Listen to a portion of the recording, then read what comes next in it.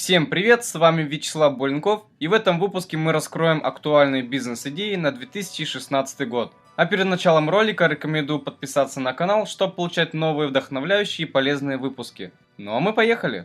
Если вы придумаете какой-то проект, который впоследствии будет решать чью-то проблему, то опирайтесь на целевую аудиторию, которая характеризуется не на эмоциях и желаниях, а реальными физическими действиями. Это важно. Что касается массовости и доступности, то тут есть такой важный нюанс. Ваш продукт или услуга должны быть доступны как можно большему числу людей. Лучше открыть что-то вроде Икеи, куда ходят десятки тысяч людей и покупают относительно дешевые товары тысячами в день, чем какой-то салон люксовой мебели, где один диван стоит от миллиона рублей. Конечно, второй случай тоже имеет право на существование, но у вас больше шансов именно в случае массового и доступного максимальному количеству людей продукта. Давайте же я поделюсь топ-10 идей для бизнеса, которые успешно запустились, но еще не успели набрать распространенность в России. Идеи, приближающие к концу выпуска, все более интересны с точки зрения необычности и неплохого старта, поэтому сядьте поудобнее и получайте удовольствие до конца выпуска.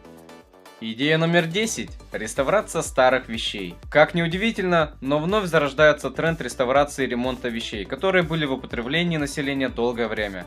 Это касается и мебели, и одежды, и обуви, и так далее. Связано это с тем, что денежная масса в стране уменьшилась, и потенциальные потребители начинают думать, как оптимизировать свои расходы. В такие времена начинают расцветать всевозможные ателье пошива и ремонт одежды, и организации, которые смогут апгрейдить мебель без необходимости покупать новую. В кризисе всегда так было, и практически нет предпосылок, что будут какие-то изменения в этом сегменте. Так что рекомендую подумать в эту сторону.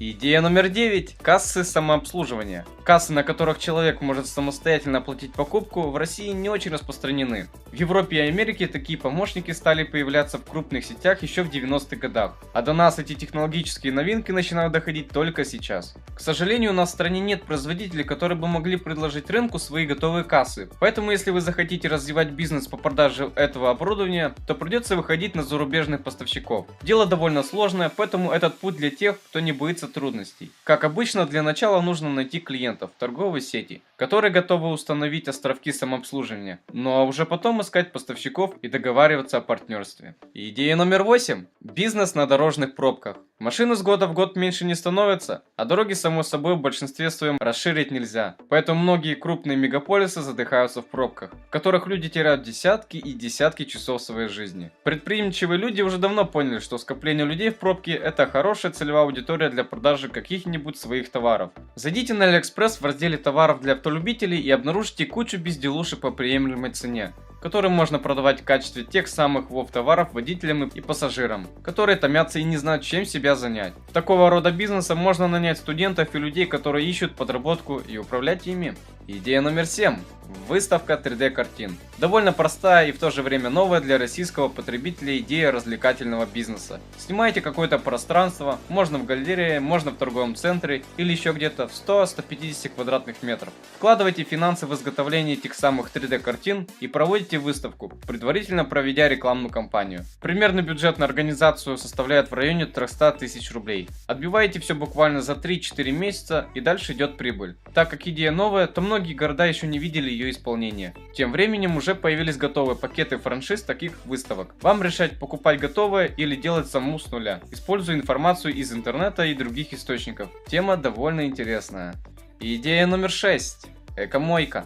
Экологическая мойка автомобилей подразумевает собой отказ от сброса грязной воды в канализацию. Основная проблема сейчас заключается в том, что лучшие места под мойку машин уже заняли. В центре города вы вряд ли сможете найти что-то достойное для аренды, поэтому новые точки открываются где-либо за городом, либо в гаражных кооперативах, либо в промышленных районах. Это достаточно далеко и не всегда окупается. Что же делать? Открываться под боком, где существует большой транспортный трафик и нет возможности быстро помыть машину. В экомойке мы видим два тренда, которые будут рулить. Это, собственно, сама экологическая мойка и сухая мобильная мойка.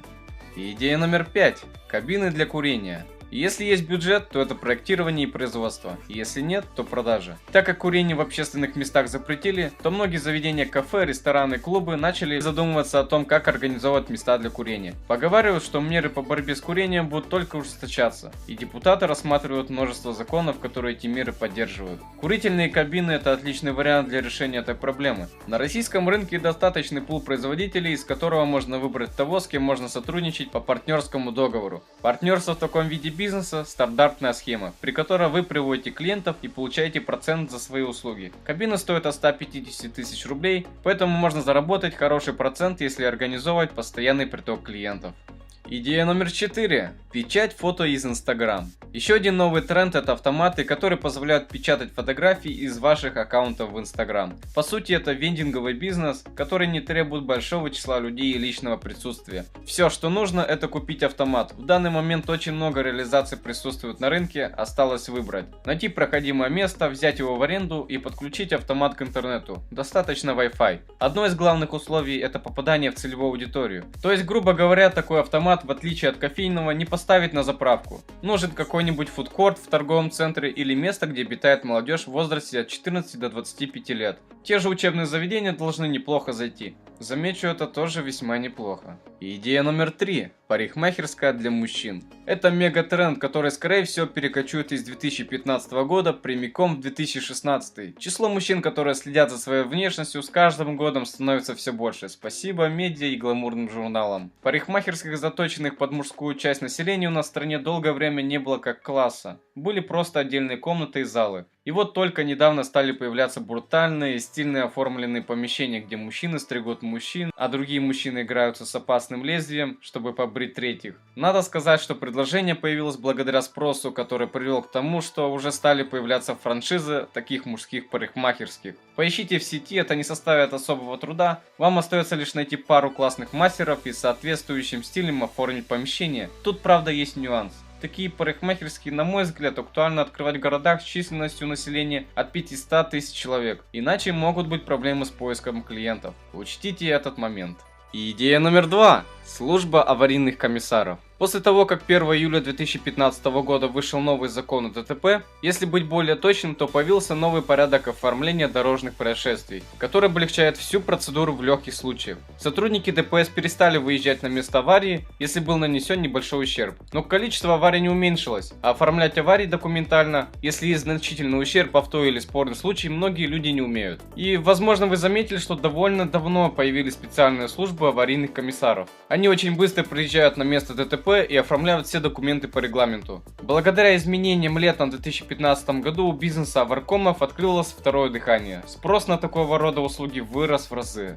И вот победитель нашего топа, бизнес-идея номер 1 – кафе в темноте. Эта бизнес-идея пока что имеет небольшое распространение, поэтому смеем предложить в вашем городе таких заведений либо практически нет, либо их число равно нулю. Если, конечно, вы не из столичного региона. Это обычный ресторан или кафе с одной лишь разницей – внутри полностью отсутствует свет. Посетители с вашей помощью добираются до места, заказывают еду по определенной схеме и кушают в полной темноте, полностью отдавая своим внутренним ощущениям. В качестве официантов часто работают люди, которые не имеют зрения с самого детства. Получается общеполезный бизнес, о котором, скорее всего, напишут все местные СМИ.